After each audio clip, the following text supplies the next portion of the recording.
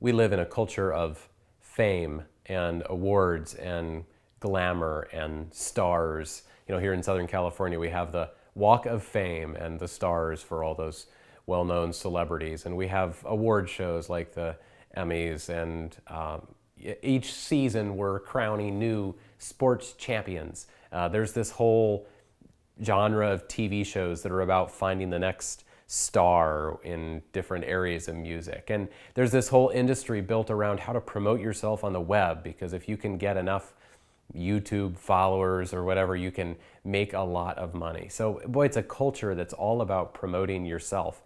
And since those themes come up frequently, we really have an opportunity there to speak some truth maybe into those conversations. And so there's a fascinating story in John chapter 3 that I think relates to this idea of stars and fame and attention and self-promotion.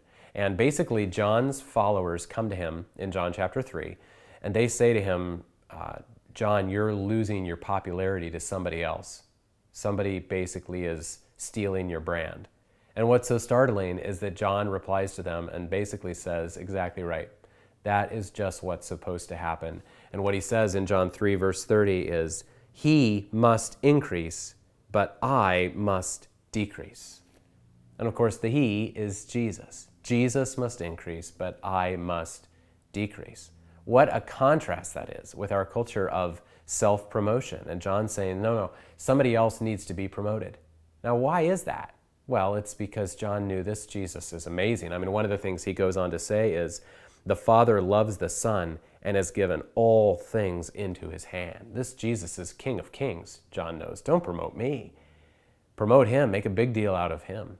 This is also an easy story from which you can go on, a passage, from which you can go on to explain the gospel, because, well, it's John 3, so you have Nicodemus at the beginning, you have John 3:16, but then part of what John says when they tell him you're losing your brand is, he who believes in the Son has eternal life.